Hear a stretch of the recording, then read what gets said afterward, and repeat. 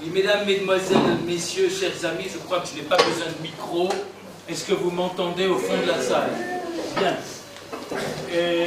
Lorsque notre petit groupe d'organisation s'est réuni, nous avons d'abord esquissé un thème, puis rapidement nous avons trouvé le thème de notre 8e colloque.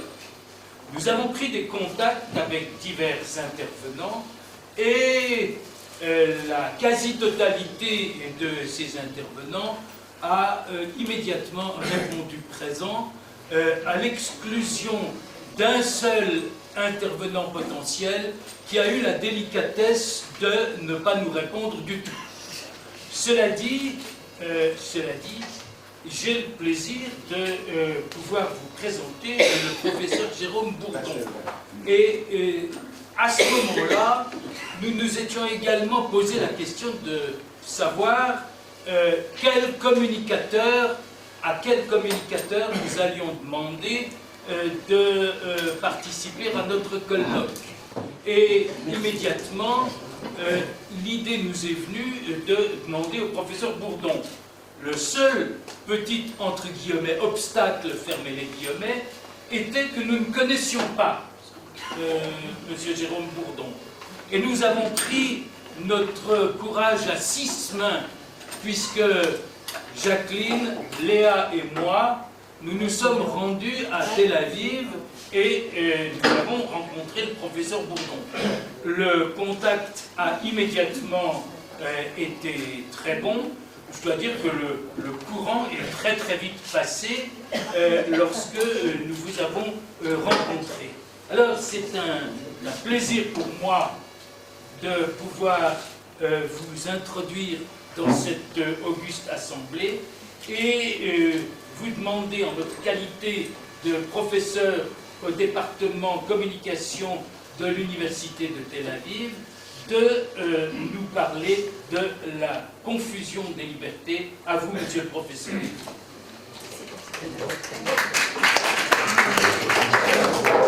Bien, je vous remercie beaucoup de cette invitation qui me fait très plaisir. C'est un plaisir partagé.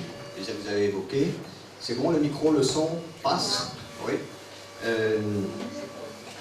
Et puis, que dire, c'est une lourde tâche de parler de la confusion des libertés, de la liberté d'expression, de présenter un peu les problèmes autour de la liberté d'expression aujourd'hui, même dans 25 minutes. Donc je vais faire bref et je vais traiter de 7 points. Je vais faire affirmer 7 choses, certaines relativement triviales, d'autres je crois un peu plus controversées, et j'aurai guère le temps de développer chacune d'elles. Donc, avant de procéder par cette énumération un peu brutale de points, je voudrais signaler en guise d'introduction que même si la question de la liberté d'expression a été réveillée de façon douloureuse par les événements de janvier 2015 à Paris, on est sur un débat qui est très ancien. Et en Occident notamment, la question des limites de la liberté d'expression a été posée autour du racisme, de l'antisémitisme depuis au moins les années 70, notamment en France, mais pas seulement. Donc c'est quelque chose qui n'est pas du tout récent, ça a été réveillé de façon très douloureuse, mais c'est un débat qui est complexe et qui n'a rien de récent. Je vais citer des titres de presse, cela dit, pour montrer aussi autre chose, c'est que c'est un débat qui est cosmopolite. On n'est pas du tout sur une question qui est purement française ou purement israélienne, mais dans beaucoup de pays, ces questions se posent et souvent sous forme d'un dilemme. Titre du quotidien Haaretz, en anglais, mais là ça a été traduit en hébreu également. Janvier 2015, malgré tout, je traduis de l'anglais, juif au nez crochu ou caricature de Mohamed, quelle est la différence? Une véritable liberté d'expression inclut le droit de publier des caricatures qui offensent des gens, aussi bien que le droit de protester contre elles.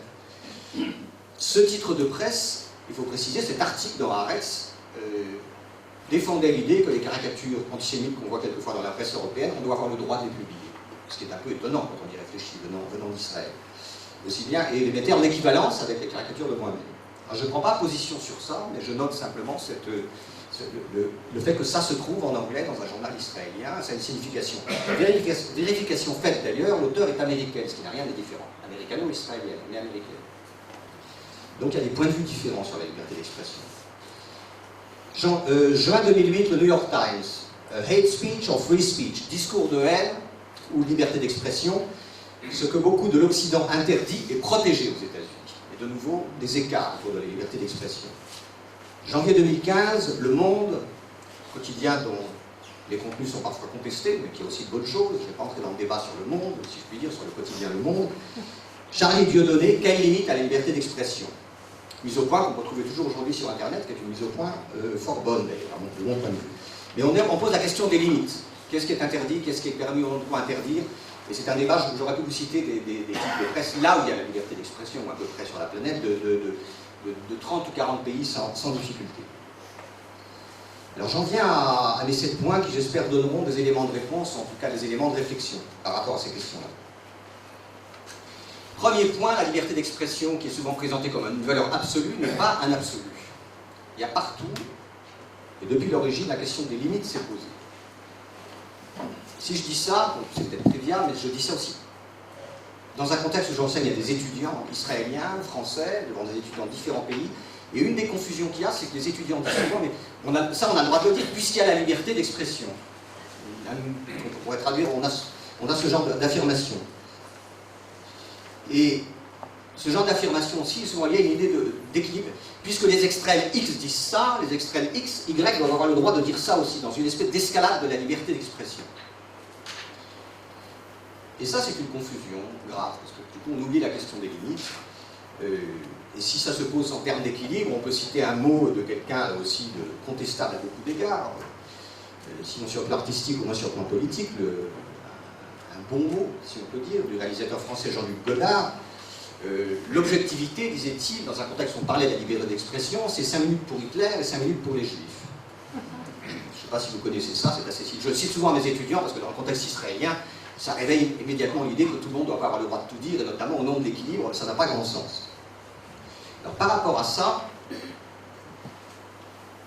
il faut relire des textes fondamentaux qui sont connus, on doit les lire quand on doit parler de liberté d'expression, dans un contexte francophone en tout cas. Déclaration des droits de l'homme 1789, article 10. Nul ne doit être inquiété pour ses opinions, même religieuses, pourvu que leur manifestation ne trouble pas l'ordre public établi par la loi. Du coup, le même religieuse, la religion est devenue centrale, c'était pas à l'époque, c'était déjà central, c'était une question tout à fait centrale. Article 11 de la même déclaration des droits de l'homme. La libre communication des pensées et des opinions est un des droits les plus précieux de l'homme. Tout citoyen peut donc parler, écrire, imprimer librement, sauf à répondre à l'abus de cette liberté dans les cas déterminés par la loi. Tout le problème de cette affirmation d'une liberté très générale, absolue, c'est qu'immédiatement on dit qu'il doit avoir des limites précises. La liberté est principe, les interdictions sont l'exception, et il faut les énumérer de façon précise. Et là, il faudrait faire l'histoire des législations, des réformes successives. Il y a eu beaucoup de précisions apportées. La première restriction essentielle a été l'appel au crime, à la mort d'autrui, appelé.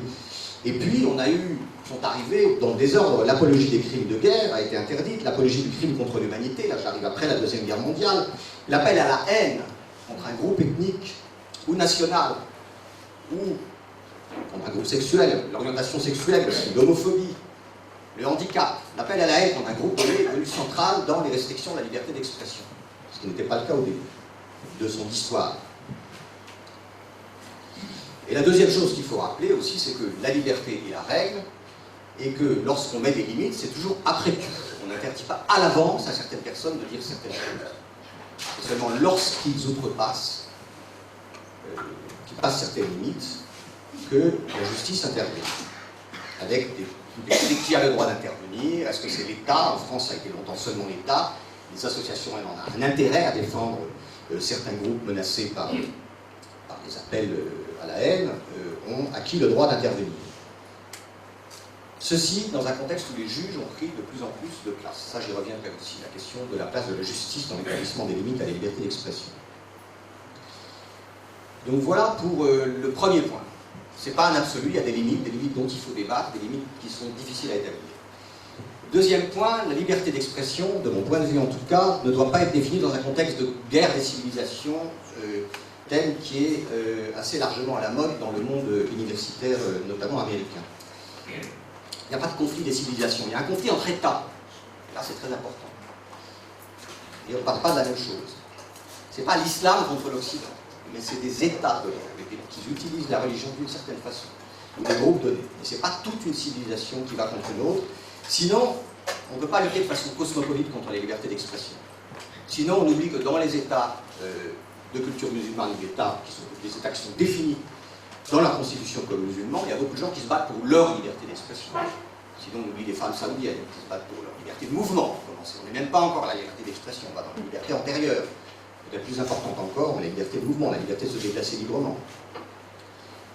On oublie qu'il y a des victimes face aux menaces qui pèsent sur la liberté d'expression, et on oublie donc les nuances dans la définition. Ces mêmes personnes, dans les musulmans qui se battent pour leur liberté d'expression, vont considérer les fameuses caricatures comme un blasphème.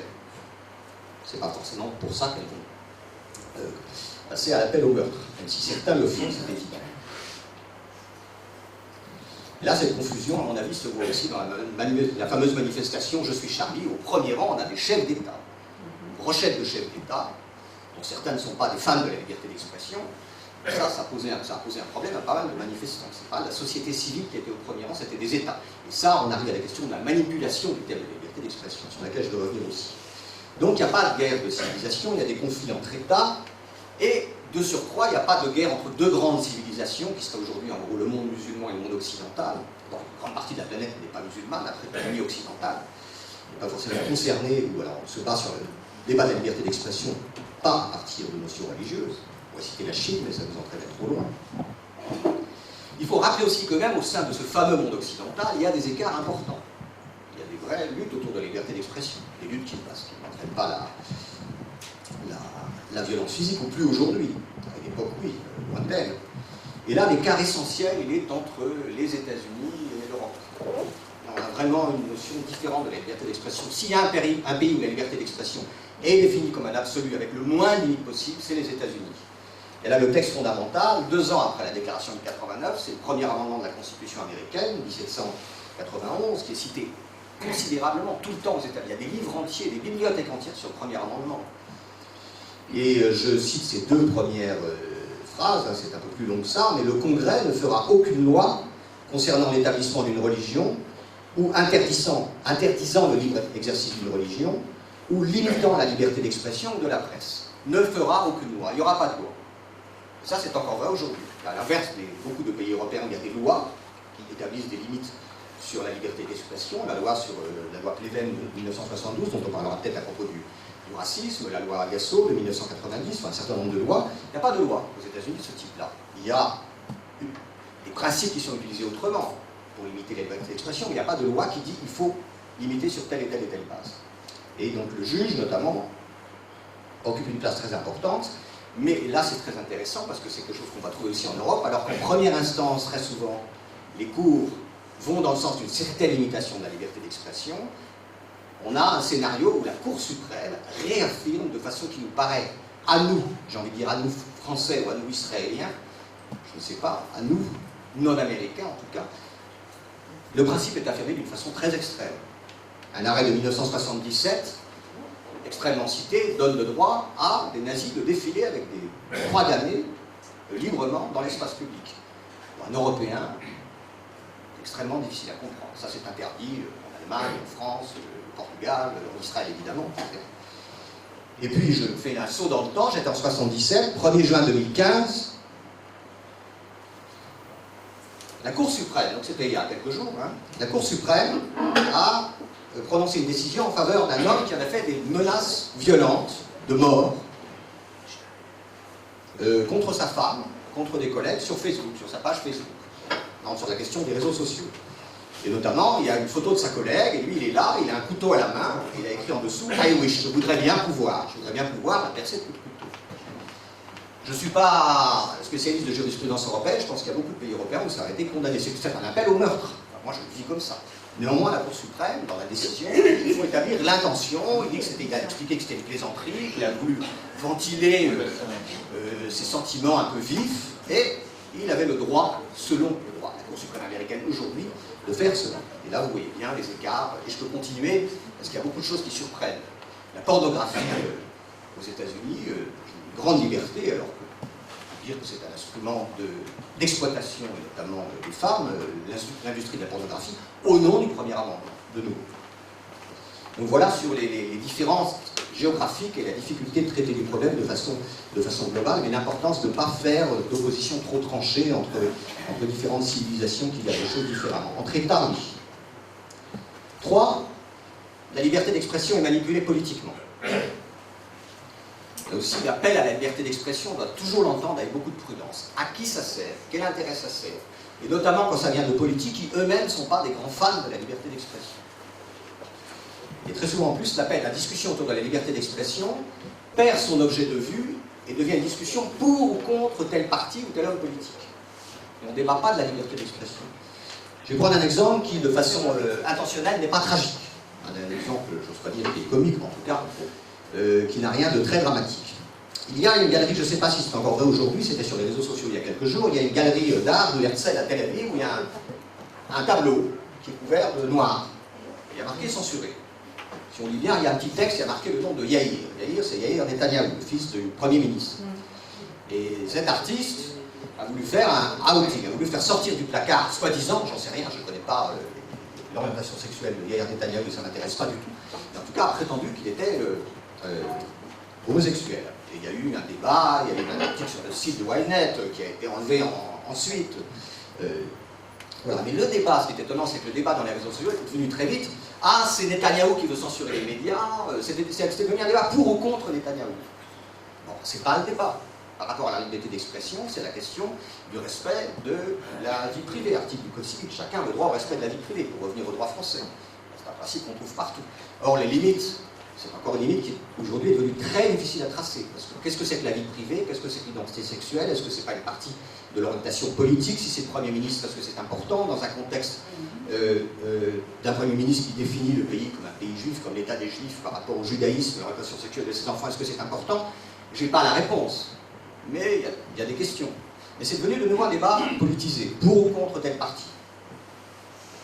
Exemple de manipulation politique de la liberté d'expression, un peu moins humoristique, lorsque Avigdor Lieberman, ex-ministre, propose d'organiser une manifestation à Oum el-Fahem, la première ville arabe israélienne, avec les caricatures de Mohamed. Je ne pense pas que son premier souci, c'est pas lui faire injure, hein, je ne suis pas en train de dire quelque chose, je crois, d'attenter à son honneur. Son premier souci n'est pas le respect de la liberté d'expression de façon évidente, c'est une manipulation de la liberté d'expression à des fins politiques. Et la liste est longue de ce genre de manipulation.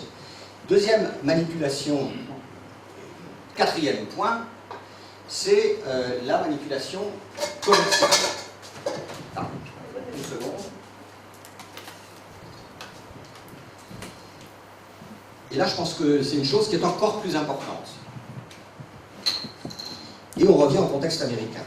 La liberté d'expression, freedom of speech, la liberté de parole, a été définie dans un contexte où le capitalisme se développait de façon extrêmement rapide. Or, lorsqu'on utilise la liberté d'expression d'une façon brillante, on vend mieux. Je pense que là aussi, on a quantité d'exemples où, je reviens sur le cas de la pornographie, c'est évident que dans le cas des États-Unis, utiliser le premier amendement, la liberté d'expression absolue pour promouvoir des produits pornographiques, c'est une énorme affaire commerciale, c'est une énorme industrie qui est en cause. Et le débat est dévié. Comme le dit une juriste américaine, Catherine McKinnon, qui a beaucoup travaillé sur ces questions, le débat est complètement dévié. Le débat devrait être sur qui ça fait souffrir, cette industrie, cette liberté d'expression-là.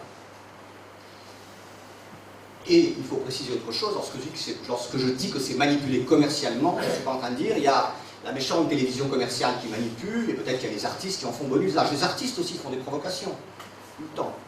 L'usage de la provocation dans l'univers capitaliste commercial est central. Et là, on a une manipulation de la liberté d'expression, qui est très fréquente. Je pourrais citer comme grand provocateur, peut-être de talent, on en discutera, mais un écrivain français du nom de Michel Houellebecq, y compris son dernier livre. Voilà. Or, il provoque sur le plan de la misogynie, de la pornographie, de l'islamophobie, etc. C'est un provocateur, profondément. Il sait que ça peut vendre. Par ailleurs, si je ne discute pas ni du talent, ni de l'intelligence, c'est incontestable. Je ne discute pas du talent de l'écrivain, mais je discute d'une manipulation d'un principe, donc une manipulation qui est très fréquente. Dernier exemple de manipulation, c'est un genre médiatique qui a pris une place énorme, c'est l'humour et la satire. Et dans le domaine de l'humour et de la satire, il faudrait rappeler d'ailleurs que ça peut être quasiment aux origines du débat sur la liberté d'expression, puisque les caricatures, les fameuses caricatures de Louis-Philippe, ça évoque peut-être les livres d'histoire, ceux qui ont étudié dans le théâtre français, les caricatures de Louis-Philippe en forme de poire. Donc, prenez en du 19e siècle en France, c'est des caricatures humoristiques, mais qui étaient une attaque politique, qui reste assez drôle à voir d'ailleurs, une caricature de talent. Mais aujourd'hui, et dans le contexte de médias commerciaux et de la télévision, on a, et j'y reviens, en France, aux États-Unis, en Israël, en Angleterre, et même en Égypte, même si tout ça sous un régime de plus en plus répressif, sans parler d'Internet bien sûr, on a énormément d'humour et de satire. Or, ce sont des genres qui sont très difficiles à manipuler et à juger pas seulement sur le plan juridique, à juger sur le plan du simple spectateur, lorsqu'on parle de liberté d'expression. Parce qu'ils sont fondamentalement ambigus. C'est-à-dire qu'on a des énoncés racistes qui sont prononcés, et ensuite on dira « mais c'était de l'humour, c'était pour rire, c'était pas moi qui parlais, j'étais un ventriloque, je donnais la parole à un raciste pour me moquer de lui, mais bien sûr, moi je ne l'étais pas. » Aussi des exemples, je peux en donner, on regarde une émission israélienne qui vient de changer de nom, mais Matzah Ouma, pour ceux qui l'ont regardé, je ne parle pas de RST des je parle d'une émission plus radicale sur le plan de l'humour, on a quantité de citations, ah les Mizrahim, il ne faut pas les mettre tous ensemble dans la salle, les hommes et les femmes, ils vont se reproduire comme des lapins. Fin de citation. Dit comme ça. Dans une émission humoristique, c'était une plaisanterie, et toute la salle, les Mizrahim, les juifs orientaux, pardon, les séfarades, dans la banaille, que je ne crois pas qu'on peut soupçonner de racisme, mais bon, il y a beaucoup d'énoncés racistes qui circulent, par le biais, ou d'ailleurs par le biais des caricatures aussi, par le biais de l'humour et de la satire. C'est compliqué parce que je pense que les gens qui font ça savent très bien qu'ils ont un produit qu'ils peuvent vendre à tous les publics. Le raciste est content d'entendre son opinion exprimée, et l'antiraciste est persuadé qu'on se moque du raciste. Et ça, en tant que chercheur de communication, il y a beaucoup de recherches qui montrent très bien l'ambivalence. À la réception, tout le monde est content. Donc ça fait un très bon produit de prime time, mais on est dans une ambiguïté redoutable. On est dans une ambiguïté redoutable, d'autant plus que les juges, lorsqu'ils traitent de l'humour et de la satire, accordent un droit aux humoristes, aux caricaturistes, d'aller plus loin que les autres. C'est un genre où l'exagération est admise. Je cite une décision du Conseil de la presse irlandais. Donc je voyage, mais c'est un principe qu'on peut retrouver dans des contextes extrêmement différents. Et là aussi, ça donne plus de liberté, et notamment les juges diront, ou les conseils de la presse diront, ce texte, cette caricature, a pu blesser beaucoup de sensibilité, mais dans le contexte du genre, de l'exagération, de l'humour, de faire rire, on a le droit de heurter des sensibilités. On a le droit de faire mal, en gros. Voilà. Donc, et là, j'ai pas de réponse. Si, j'ai quand même envie de dire que là, on devrait peut-être se poser un peu le problème par rapport au volume. Quand les émissions satiriques et d'humour ont pris une telle place dans la culture, et ce n'est pas du tout le cas, je ne sais plus si ce nom de la liberté d'expression, la liberté de l'exploitation commerciale ou d'autres choses. Et je trouve en tout cas que ça pose un problème délicat. Et j'en arrive à mon point 5, du coup je dis, si c'est manipulé au nom d'autre chose, il faut me poser la question, mais alors, si c'est pas pour le capitalisme, si c'est pas pour se bagarrer politiquement, si c'est pas pour attaquer tel ou tel parti, à quoi ça sert la liberté d'expression? Et ça me renvoie à l'idée que c'est pas un absolu, que la liberté d'expression est née par rapport à des idéaux. Les gens se sont battus pour la liberté d'expression pour arriver à quelque chose. C'est pas quelque chose de... Le but en soi n'était pas toujours la liberté d'expression, même si ça l'était mieux. Et là, deux choses à rappeler. La première chose, c'est que la liberté d'expression a été définie dans un contexte optimiste. Là, on a changé. Un contexte des Lumières, où le principe qu'on peut trouver dans quantité de textes des Lumières, 1644, c'est le premier qui dit clairement le Aeropagitica, un discours sur la liberté d'imprimer, adressé au Parlement d'Angleterre, donc de Milton, 1644, discours sur la liberté d'imprimer, contexte optimiste, si les hommes, les femmes, on disait que les hommes à l'époque, les hommes échangent librement leur opinion, la vérité jaillira. Si on débat avec la plus grande liberté possible, il faut faire confiance à l'humanité. Je n'ai pas besoin de continuer, il est clair qu'on n'est pas ce contexte optimiste et on n'est plus tout à fait convaincu que si on laisse tout le monde dire ce qu'il pense le plus librement possible, la lumière jaillira. On a le sentiment que c'est en tout cas plus compliqué que ça. Même s'il y a aussi des idées de limite, notamment dans le texte de Milton. Mais néanmoins, le principe était posé dans un contexte optimiste. La deuxième chose, c'est que la liberté d'expression, elle est dans un contexte... Je regarde l'heure, pardon, et je vois que l'horloge n'avance absolument pas. Je me fais confiance, et l'inquiétude me saisit. Donc, combien de temps est-ce qu'il me reste? C'est merveilleux, je parle, le temps c'est 5 minutes. 5 minutes. Ah, Non, c'est bien, ça marche. Vous me pardonnerez, là, je suis chargé d'une mission extraordinairement désagréable, c'est de limiter le temps de parole. Je sais que l'audience va être très frustrée, et nos intervenants aussi, mais nous devons nous rapprocher autant que possible des horaires. Donc, Monsieur Bourdon, Monsieur le Professeur, encore 5 minutes. Encore 5 minutes, j'ai pas trop débordé en tout cas, j'ai pas la moindre idée de l'heure. C'est parfait. C'est un brouillard temporel absolu. Ne m'en voulez pas. Je vous en prie, j'ai fait le garde-barrière aussi, donc pas de problème, si je puis dire. Donc je parlais du contexte optimiste. Je parlais de l'idée que le débat libre était censé nous emmener vers les Lumières. La deuxième chose, c'est que la liberté d'expression a été définie contre l'État censeur, contre les autorités religieuses. Et la question de savoir si la liberté d'expression pouvait heurter des minorités, heurter des groupes, favoriser le racisme, n'était pas posée. Ce n'était pas du tout le débat qui est devenu le débat central. Donc on a complètement changé de contexte. Vous pouvez définir une liberté d'expression à la fois héroïque, elle peut l'être quelquefois, mais pas toujours. Lorsqu'il y a des caricatures en Europe qui traitent de l'immigration en des termes quasiment racistes, je pourrais en sortir quelques-unes dans mon portefeuille, je ne vois rien d'héroïque à ça. Lorsqu'il y a des caricatures nazis, antisémites, du Sturmer, dans l'Allemagne de l'avant-guerre, évidemment rien d'héroïque à ça. Donc la liberté d'expression n'est pas forcément héroïque, n'est pas forcément contre les États trop puissants, mais quelquefois contre les faibles, et elle est beaucoup moins optimiste qu'elle a été, donc elle a changé de contexte. Le point 6, c'était sur le web, sur la place des réseaux sociaux, de l'Internet. Et là, comment traiter en une minute? En gros, on dit c'est le problème aujourd'hui. On dit ce qu'on veut, on ne peut plus contrôler. Et là, je vais dire brièvement, non, c'est pas vrai. On peut contrôler beaucoup de choses. On peut contrôler, on peut interdire. Si la loi intervient assez vite et de façon assez ferme, elle arrête l'expression de certaines choses sur les réseaux sociaux. Il est vrai que ça devient très compliqué de contrôler ce qu'on appelle le web profond.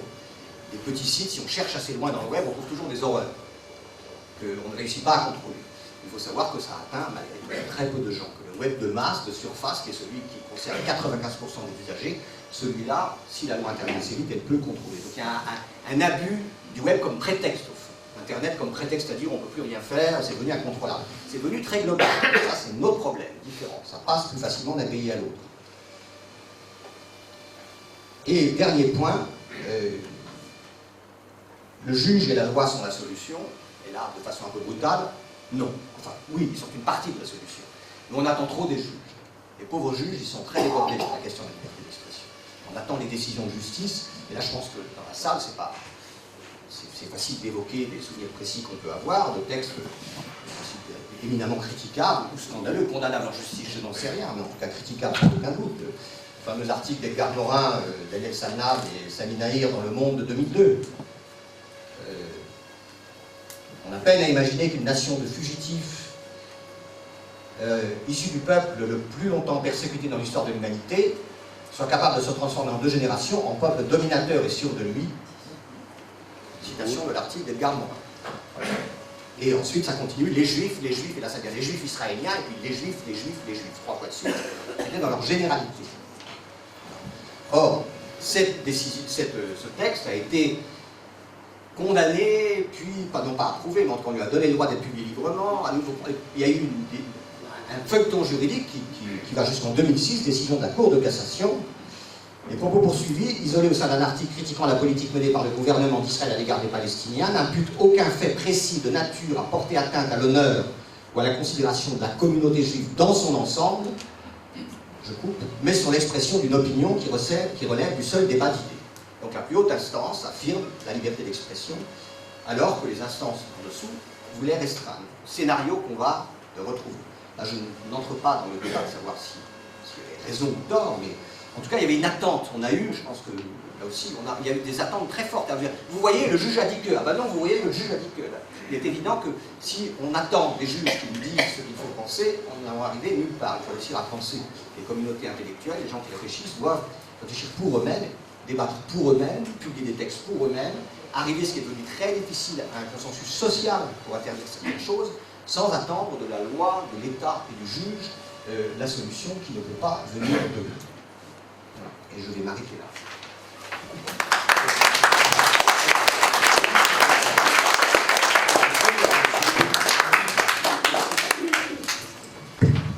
Merci beaucoup, professeur Bourdon.